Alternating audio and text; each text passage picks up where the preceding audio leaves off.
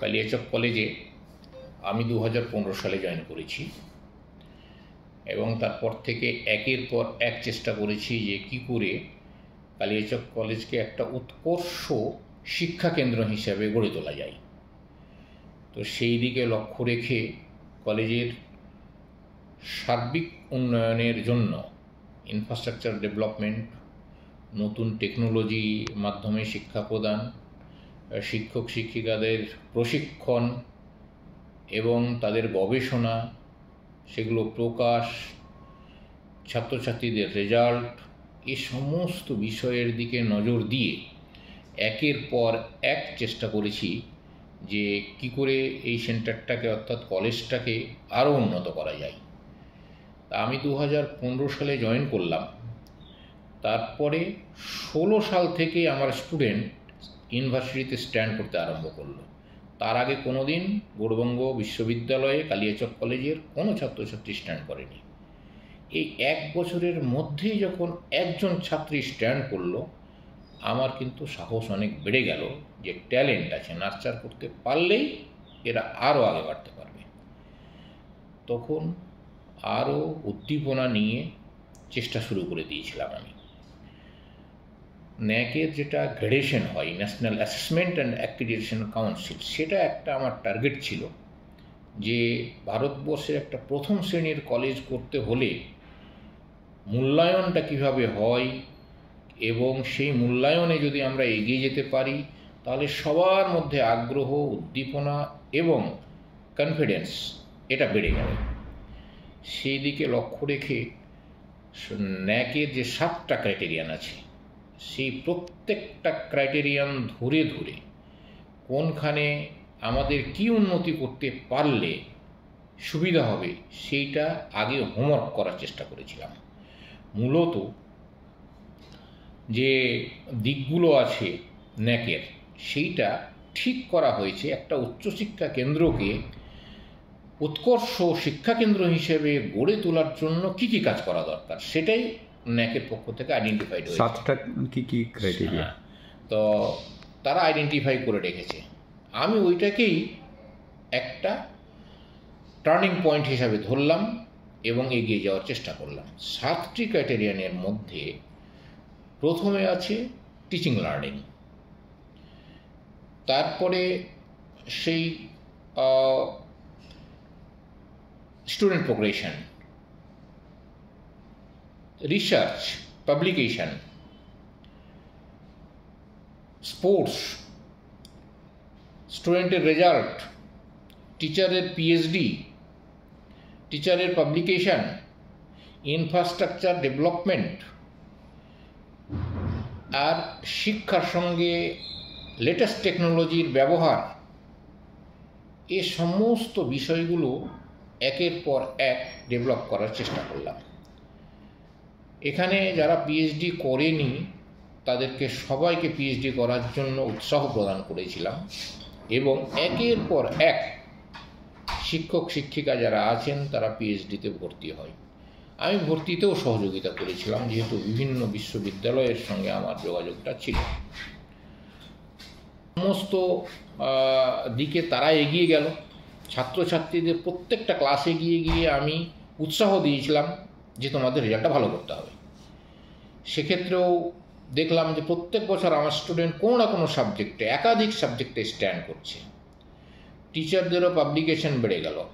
Even ন্যাকের যেটা criteria টিচারদের রিসার্চের ক্ষেত্রে, যে 90% যদি টিচারের রিসার্চ পিএইচডি হয় তাহলে সেখানে ফুল মার্ক পাওয়া যাবে ওই ক্রাইটেরিয়ার ওই পয়েন্টটাতে। আমার 91% হলো। এমনি করে প্রত্যেকটা পয়েন্টে কোথায় কত বা ইম্পর্টেন্স ন্যাকে দিয়েছে সেগুলোকে সবকে হিট করতে করতে এগিয়ে যাওয়ার চেষ্টা করলাম। তাতে সর্বপ্রথমবারের মতো 3টা জেলায় অর্থাৎ মালদা, উত্তর দিনাজপুর, দক্ষিণ দিনাজপুর, 3 জেলা মিলে প্রায় 26টি কলেজ আছে। সেই সমস্ত কলেজের মধ্যে সর্বপ্রথমবারের মতো কালিয়াচক কলেজ এই national assessment and accreditation council, যেটা কেন্দ্রীয় সরকারের একটা মূল্যায়ন সংস্থা, ইউজিসি বা ইউনিভার্সিটি গ্র্যান্টস কমিশনের আন্ডারে ওরা কাজ করে, স্বতন্ত্র। তো সেই সংস্থা পক্ষ থেকে মূল্যায়ন হয় ভারতের ইউনিভার্সিটি এবং কলেজগুলো। তাদের মূল্যায়নে এই 3 জেলার মধ্যে কালিয়াচক কলেজ সর্বপ্রথমবারের মতো এ গ্রেড লাভ করে এবং আজ পর্যন্ত একমাত্র কলেজ কালিয়াচক কলেজ যেটা এ গ্রেড পেয়েছে। কত বছরের জন্য দায়ী? এটা 5 বছরের জন্য স্বীকৃতি, আবার 5 বছর পরে অ্যাসেসমেন্টে যেতে হবে। আমরা চেষ্টা করছি 5 বছর পরে আরও ভালো করব, ফলে একের পর এক নতুন নতুন কর্মসূচি গ্রহণ করছি, আমরা এগিয়ে যাওয়ার চেষ্টা করছি। এই মুহূর্তে কি কর্মসূচি চলছে আপনাদের? সামনের দিকে যে জায়গাগুলোতে আমাদের খামতি ছিল সেগুলো পূরণ করার চেষ্টা করছি আমরা। যেমন যে স্টুডেন্ট প্রোগ্রেশনের ক্ষেত্রে আমরা ফুল মার্ক পাইনি, যেটা ন্যাকে এক্সপেক্ট করে সেটা হচ্ছে তাদের চাকুরি কী হলো এবং উচ্চশিক্ষায় তারা কত % গেল। তো সেই দিকে আমরা ঠিক করেছি যে কিছু সংস্থা যারা চাকুরির ট্রেনিং দেয় সেই সংস্থার সঙ্গে করছি, তারা যাতে আমাদের ক্যাম্পাসে সেন্টারটা স্টাবলিশ করে, আমাদের এই কলেজের বাচ্চাদের যাতে চাকরির জন্য ট্রেনিং দেয়। অপরদিকে হচ্ছে প্লেসমেন্টের ক্ষেত্রে স্কিল ডেভেলপমেন্ট, সেটাও একটা সংস্থার সঙ্গে আমরা করার চেষ্টা করছি। আজকে আমরা মিটিং করছিলাম সেই বিষয়গুলো নিয়ে, যে স্কিল ডেভেলপমেন্ট ট্রেনিং আমাদের কলেজে সেন্টার হতে হবে এবং এই ছেলেমেয়েরা এখান থেকে ট্রেনিং নেবে, প্লেসমেন্ট হবে। কিছু সংস্থার সঙ্গে আমরা করেছি, তাদের সঙ্গে আমাদের চুক্তি হয়েছে যে এখানে জব ফেয়ার হবে, এমপ্লয়াবিলিটি ট্রেনিং হবে, ট্রেনিংয়ের পরে জব ফেয়ার হবে।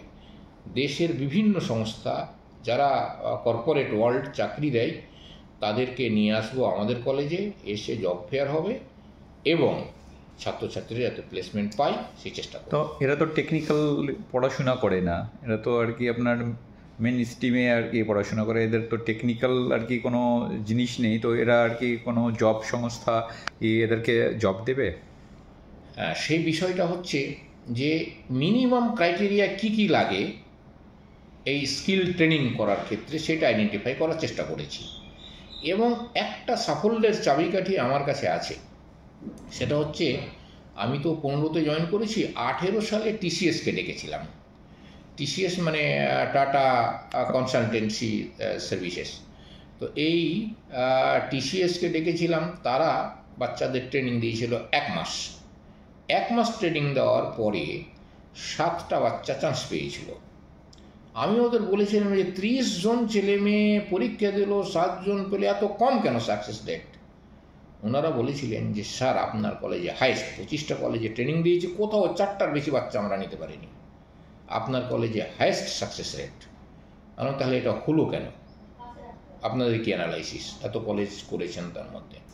তো তারা বললেন যে দেখেন আপনার বাচ্চাদের টুকটাক করে ইংলিশ বলতে পারে এবং মিনিমাম কম্পিউটার নলেজটা তাদের ছিল, বাকিটা আমরা ডেভেলপ করেছি। তো এই যে soft skill training, computer training, এইটা ভীষণ ইম্পর্টেন্ট। তারপরে আমরা চেষ্টা করেছি যে আমরা এই জিএসটি, ট্যালি এগুলোও শেখাবো। আজকের দিনে এটার ডিমান্ড আছে বিভিন্ন সেক্টরে। যেভাবে গ্র্যাজুয়েটদের, আন্ডার গ্র্যাজুয়েটদের এমপ্লয়মেন্ট হয়তো 3 মাস 6 মাস ট্রেনিং দিলেই তারা অন্তত পক্ষে যোগ্য হয়ে উঠবে, সেই ট্রেনিংগুলো আমরা ছেলে মেয়েদের দিব। সাহেব, আরেকটা জিনিস, কালিয়াচক কলেজের আর কি বদনামও আছে, যেমন এ গ্রেড পেয়েছে, প্রচুর সুনাম আছে, কিন্তু বদনাম হচ্ছে কি এখানে ছাত্রছাত্রীরা ক্লাস করতে চায় না, ক্লাস ঠিক করে হয় না, এরকম আর কি। অনেকেই পরিযায়ী শ্রমিকের কাজ করে, তারা আবার আপনার কি বলে প্র্যাকটিক্যালে 30-এ 30 পায়, এরকমও আর কি বিভিন্ন জায়গা থেকে শোনা যায়। সেই বিষয়ে আচ্ছা, সেই বিষয়টা খুব পরিষ্কার করে বলা দরকার। কালিয়াচক সম্পর্কে একটা নেগেটিভ থিঙ্কিং সোসাইটিতে আছে, গোটা জেলা জুড়ে আছে, রাজ্য জুড়ে আছে, ভারতবর্ষ জুড়ে আছে। কালিয়াচক কলেজ সেই নেগেটিভ থিঙ্কিংয়ের একটা শিকার। কোভিডের পরে কোনো কলেজে, কোনো বিশ্ববিদ্যালয়ে ভালো পার্সেন্টেজ স্টুডেন্ট ক্লাসে আসে না, এটা হচ্ছে বাস্তব সত্য। সরকার দ্বিতীয় যেটা দিক হচ্ছে সেটা হচ্ছে যে কালিয়াচকে ছেলেমেয়েরা প্রান্তিক এলাকায় বসবাস করে, তাদের আর্থিক অবস্থা অবশ্যই কম ভালো, জেলা শহরের কলেজগুলোতে ভালো হলো বা আর্থিক যাদের সঙ্গতি বেশি আছে তারা চলে যায়। এখানে নিম্নবিত্ত ছেলেমেয়েরা পড়াশোনা করে, তাদের মধ্যে অনেকেই পরিযায়ী শ্রমিক হিসেবে কাজ করে, সেটা আমরা জানি। তারপরেও যেটা হচ্ছে, যেগুলো সায়েন্সের প্র্যাকটিক্যাল হয় আমাদের বাচ্চারা রেগুলার আসে, এবং একটা সেকশন বাচ্চা আমাদের এখানে ভর্তি হয় এবং আবার নিটেও তারা কোচিং নেয়, নিয়ে চলে যায়। সেই বাচ্চাদের তো আমরা কোনো প্র্যাকটিক্যালে মার্ক দিই না এবং দিবও না, সেটা স্ট্যান্ডিং ডিসিশন আছে। কিন্তু যে বাচ্চা আমাদের রেগুলার আছে তারা প্র্যাকটিক্যালে ভালো মার্ক পায়। এইটা খুব দৃঢ়ভাবে আমি বলতে পারি যে মাত্র 1 বছরের নার্চারিং, অর্থাৎ আমি 15 সালে জয়েন করি, 16 সালে আমার বাচ্চা ইউনিভার্সিটিতে স্ট্যান্ড করেছে, তার মানে এখানে ট্যালেন্ট আছে। সে ট্যালেন্টটা আমি নার্চার করতে চেয়েছি। সেই দিক থেকে বলতে হবে যে কালিয়াচকের ছেলেমেয়েরা এই যে নিটে এত চান্স পাচ্ছে, ট্যালেন্ট আছে বলেই তো পাচ্ছে। সারা জেলার মধ্যে সর্বাধিক সাকসেস রেট কালিয়াচকে। এই যে প্রাইভেট স্কুলগুলো হয়েছে, তারাও তো আমাদের ফিডিং সেন্টার হিসেবে কাজ করছে, তাদের রেজাল্টগুলো তো তারা রাজ্য স্তরে তারা পজিশন পাচ্ছে। তাহলে কি বলা হবে যে এখানে বেশি মার্ক দেওয়া হচ্ছে?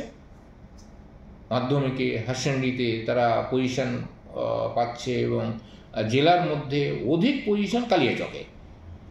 তো সেই দিক থেকে আমরা চেষ্টা করেছি। ছাত্রছাত্রীর উপস্থিতি সব জায়গায় কম, এমনকি অনেক কলেজ তো ছাত্র ভর্তির ব্যাপারে হাহাকার করছে। কালিয়াচক কলেজে প্রায় 10,000 ছাত্রছাত্রী আছে। সব ছাত্রছাত্রী অবশ্যই এখানে আসে না, শিক্ষক সংখ্যা একবারে অপ্রতুল। আমি গভর্নমেন্টের কাছে যে শিক্ষক চেয়েছি তাতে 71টা শিক্ষক বিভিন্ন সাবজেক্টে আমি গভর্নমেন্টের রুল অনুসারে পাই। এখন কিন্তু আর রিক্রুটমেন্ট হয়নি, ফলে সেই সমস্যা আমাদের আছে। তথাপি যে ছাত্রছাত্রীরা আছে তাদের রেগুলার আমরা ক্লাস করার ব্যবস্থা করি।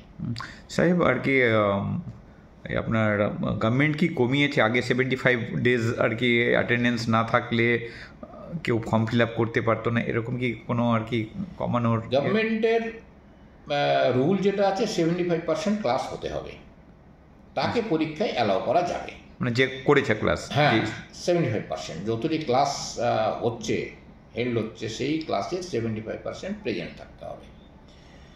আমরা এক্ষেত্রে যেটা লক্ষ্য করেছি, গভর্নমেন্ট এবং ইউনিভার্সিটি, আমরা তো ইউনিভার্সিটি অ্যাফিলিয়েটেড কলেজ, তাদের বেশিরভাগ পলিসি হচ্ছে যে ছাত্রছাত্রীদের মিনিমাম মার্কটা দেওয়া, যেটা মাধ্যমিকে কোভিডের টাইমে আন্দোলন হলো, গভর্নমেন্টও তো তাদেরকে পাস করালো।